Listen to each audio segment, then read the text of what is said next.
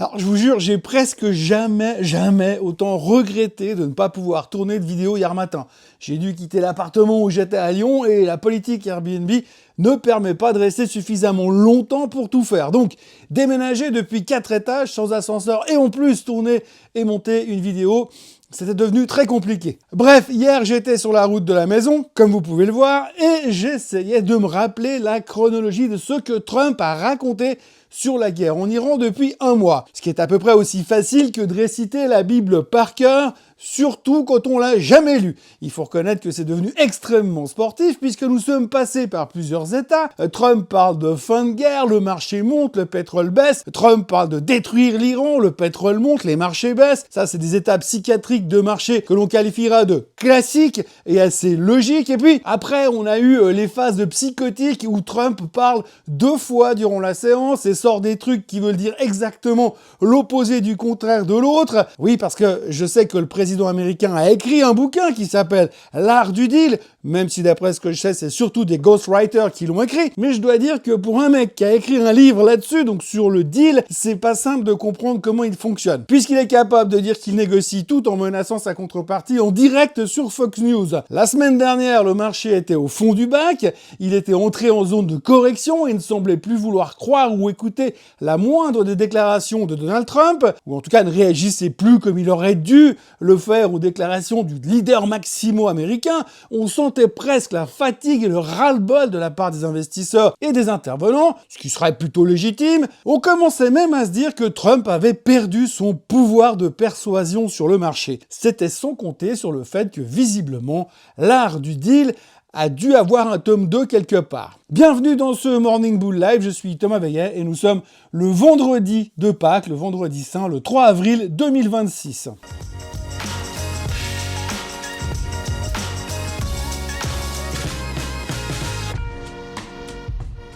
Cette émission vous est présentée par Swissquote. Alors avant toute chose, ce que vous allez entendre et voir dans cette vidéo n'est pas un conseil financier, c'est mon avis, mon analyse et parfois mon humeur du jour. Par contre, si vous voulez comprendre la bourse, là, vous êtes au bon endroit. Imaginez, vous vous réveillez le matin. Trump dit que la guerre est presque terminée, vous prenez votre café et Trump annonce de nouvelles frappes massives.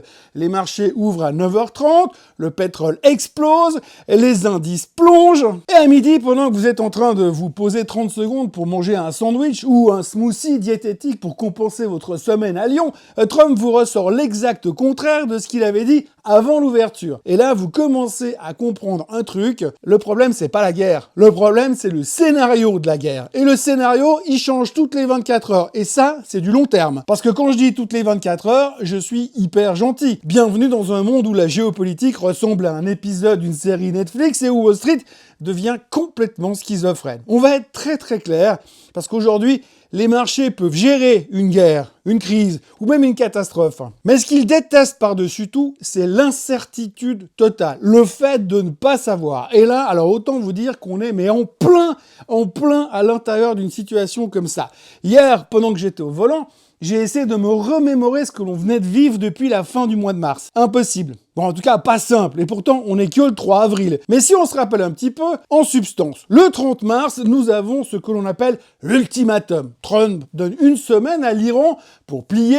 Il menace de pulvériser les infrastructures énergétiques de l'Iran. Traduction, on négocie gentiment, ça se passe bien, mais on leur met quand même un flingue sur la tempe. Le 1er avril, Trump annonce qu'il a presque gagné et que les USA sont le plus grand pays du monde et que le pays n'a jamais fonctionné aussi bien. Il affirme que les objectifs militaires sont presque atteints. Il promet encore 2 à 3 semaines de frappe et c'est plié. Mais par contre, toujours aucun plan de sortie très clair. En gros, la fin de la guerre est proche, mais pour l'instant, la guerre continue. Moins de 24 heures après cette déclaration plutôt conciliante et rassurante, il nous balance un discours ultra agressif. Il parle de renvoyer l'Iran à l'âge de pierre, il dit que la guerre est quasiment gagnée, mais il annonce en même temps une intensification des frappes. En gros, c'est fini, on va donc taper encore plus fort pour leur mettre la misère une fois pour toutes. Ensuite, dans la foulée, il nous fait un discours télé qui fait paniquer paniquer les marchés. Il promet des frappes massives dans les semaines à venir.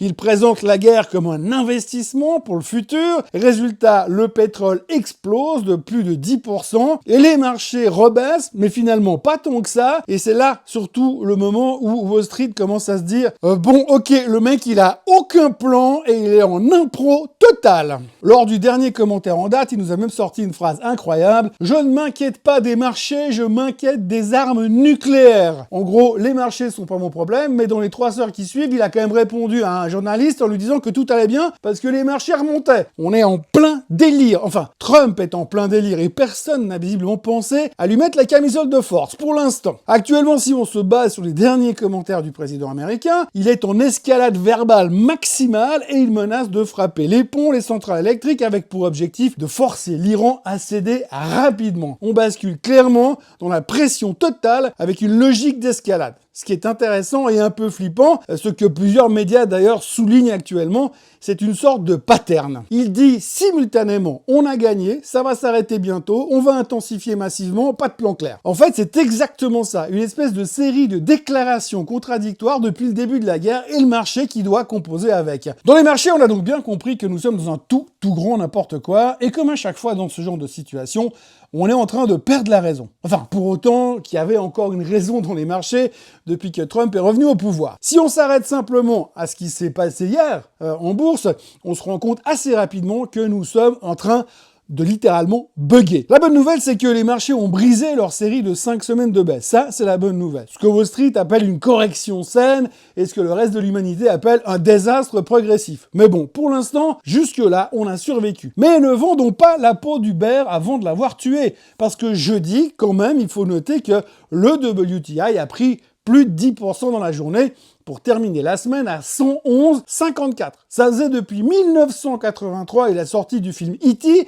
qu'on n'avait pas vu une hausse du baril de cette ampleur. La raison, encore une fois, c'est le détroit d'Ormuz, encore et toujours. On connaît l'histoire, 20% du pétrole mondial, blablabla. Détroit qui est toujours bloqué parce que les États-Unis et l'Iran ont décidé que la diplomatie, c'est pour les faibles. Je précise, bloqué pour les ennemis de l'Iran, pas pour les autres. Trump a fait un grand discours mercredi soir, et dans ce discours, il a répété exactement la même chose qu'avant. Pas de plan, pas de sortie de crise, pas de réouverture du détroit. Je crois que je vais quand même relire une nouvelle fois l'art du deal parce qu'il y a des trucs que j'ai pas dû comprendre. Le marché, lui, qui espérait vaguement une lumière au bout du tunnel, a reçu en réponse une belle photo de tunnel, mais sans lumière. À un certain moment, hier, le Nasdaq perdait 2,2% durant la séance. Et puis les marchés se sont ressaisis, bon, pas parce qu'il y a eu une bonne nouvelle, mais juste parce qu'ils ont arrêté de paniquer, et le S&P 500 récupérait quand même 0,1% en fin de journée. C'est moralement le signe d'un peuple épuisé, ou alors qu'on en a juste, marre à un point inouï. On termine donc la semaine en limitant la casse sur les marchés financiers. Les plus optimistes diront qu'ils étaient à la recherche des bonnes affaires, et qu'ils pensent que les chiffres de l'emploi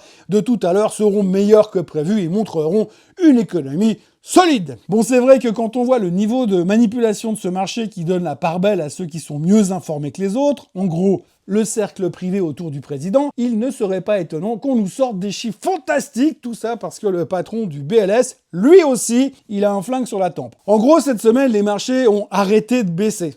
Moi, j'appellerais plutôt ça reculer pour mieux sauter, parce que on pourra me dire ce qu'on veut, il y a un truc qui bloque quand même au milieu de tout ça, c'est que le WTI, le pétrole, est à 111 $. Avant, on disait au-dessus de 100, c'est récession assurée. Maintenant, on dit la récession, c'est beaucoup plus tard, 150 $. Les experts disent tous que ça peut aller à 150 $ si le détroit reste bloqué encore 6 semaines. Mais ça, tout le monde s'en fout.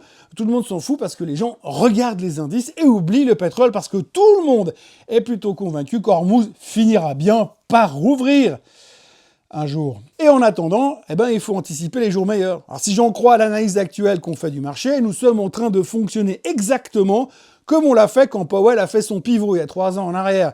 On a commencé à monter en anticipant les baisses de taux à venir. Et on le faisait encore il y a 3 mois. Autant dire que monter en attendant que le détroit rouvre et que le pétrole rebaisse, ça peut durer un moment. Sauf qu'avec Trump qui souffle le chaud et le froid, ça peut encore aller dans tous les sens à la vitesse de la lumière. La VIX s'est calmée, le Greed and Fear est remonté à 19 et on a moins peur. Pourtant, rassurez-vous, rien n'a changé. Mon Golden Retriever de 2 ans est bien plus gérable que Trump. Et le pétrole continue de faire hyper mal aux consommateurs. Pour l'instant, on fait comme si ça allait redescendre tellement vite qu'on ne sentira pas la différence, mais faites-moi confiance, si le baril reste au-dessus des 110 pendant trop longtemps, il y aura du sang sur les murs. C'est comme ça, on peut rien y faire. Ça va se payer un jour. Et alors, pendant ce temps-là, le private credit continue de faire parler de lui. Bon, alors techniquement, tout le monde s'en tape.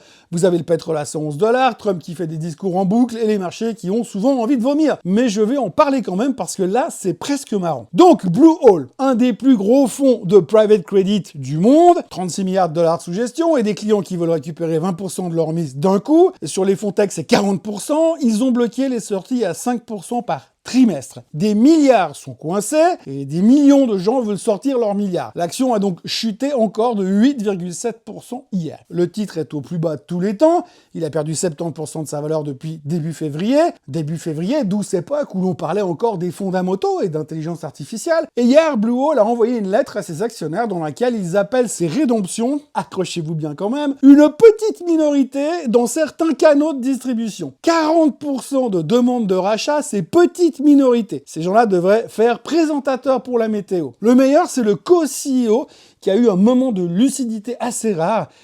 Et il a dit, je cite plus ou moins, entre nous et les conseillers qui vendent nos produits, on n'a pas rendu clair que le crédit privé, ça ne se rachète pas comme un ETF. Traduction, on a vendu de l'e-liquide à des gens qui croyaient acheter du liquide. Et maintenant, on est surpris qu'ils soient surpris. C'est un peu comme vendre des billets de train pour un trajet en bateau et s'étonner que les gens aient le mal de mer. La toute grande classe. Résultat, avec un plafond à 5% par trimestre, il faudra mathématiquement 2 ans pour purger la file d'attente des gens qui veulent sortir leurs capitaux. 2 ans. 2 ans en espérant que personne ne rajoute de demande en plus. Ce qui, au vu de l'ambiance géopolitique et économique actuelle, c'est un pari des plus, comment dirais-je, créatifs. Mais que l'on se rassure, tant que Trump fait écran de fumée, on ne va pas se prendre la tête avec ça. Mais au moins, je vous aurais tenu au courant, on en parlera plus tard. Aujourd'hui, la question du jour est la suivante. Pourquoi est-ce que le WTI est donc ce matin plus cher que le Brent? Eh bien, parce que Trump a inventé la pompe à pétrole verbale. Oui, fait historique, le WTI clôture au-dessus du Brent pour la première fois depuis mai 2022. 111,54 contre 109,03. Le monde se rue sur le pétrole disponible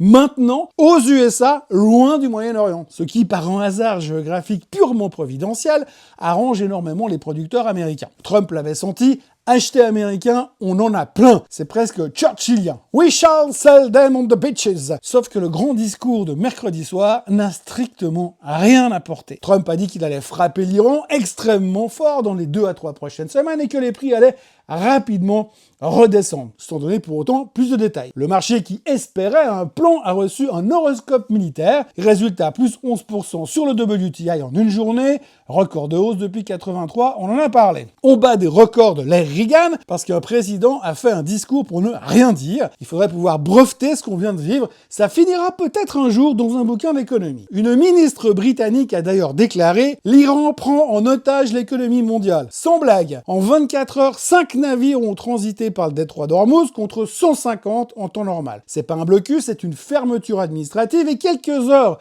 après le discours de Trump, l'Iran a tenu à préciser que ses capacités militaires étaient complètes et intactes. Non, mais bien sûr, on nous prend pas pour des cons, tout va bien. Mais c'est surtout le genre de communiqué qui ne fait pas baisser le pétrole. Les prix à la pompe ont déjà bondi d'$1 par gallon en un mois, le S&P 500 perd 4,4% depuis le début du conflit, et Trump promet que ça va mieux, en tout cas que ça ira mieux. En attendant, l'Iran, lui, il dit non. 5 bateaux qui passent, le pétrole qui flambe, personne ne s'inquiète, parce que ça va rebaisser, un jour. Je suis rentré à la maison, le pétrole est à 111 $, Trump fait des discours qui veulent dire le contraire de ce qu'il a dit hier et l'avant-veille, l'Iran dit qu'il se porte super bien, quelques bateaux passent par le détroit d'Ormuz, Blue Hole essaye de nous expliquer que 40% de rachat c'est une petite minorité, et les marchés ont décidé que finalement tout ça c'est plutôt bien gérable. Et vous savez quoi? Peut-être qu'ils ont raison, peut-être que dans 6 semaines le détroit sera rouvert, le pétrole redescendra à 80 $, Trump déclarera victoire, évidemment, et tout le monde fera semblant que rien ne s'est passé. C'est possible, c'est possible. Les marchés ont une capacité d'amnésie collective qui forcerait l'admiration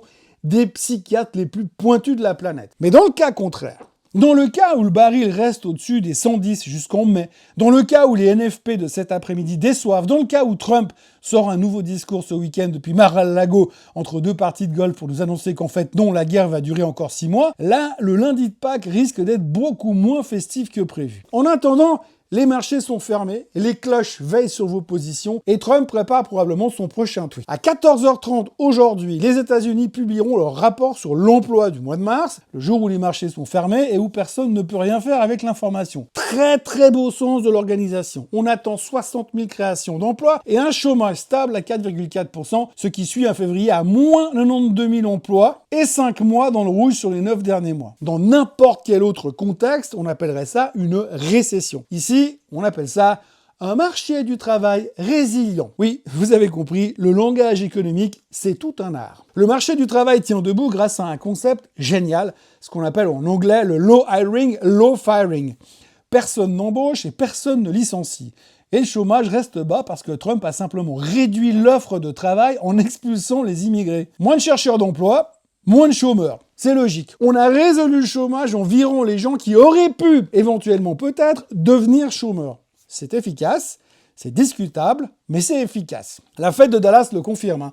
Là où il fallait créer 250 000 emplois par mois en 2023 pour stabiliser le taux, on peut aujourd'hui en supprimer 3 000. C'est un sacré progrès.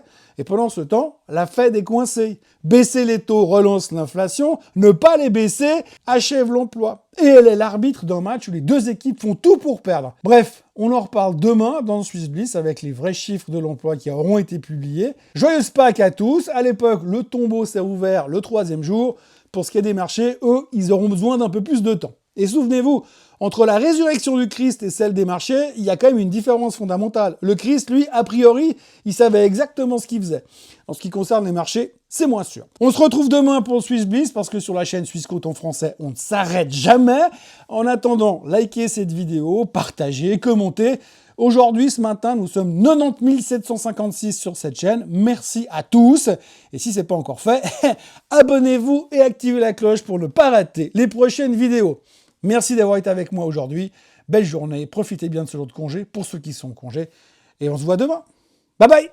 Ce contenu est informatif et éducatif destiné aux personnes connaissant les marchés financiers. Il ne constitue pas un conseil en investissement, juridique ou fiscal. Le trading et l'investissement comportent des risques, notamment la perte de capital. Les CFD et actifs numériques sont volatiles et ne conviennent pas à tous. Swissquote décline toute responsabilité quant à l'exactitude du contenu ou aux pertes liées à son usage. Produits et services disponibles selon la législation en vigueur.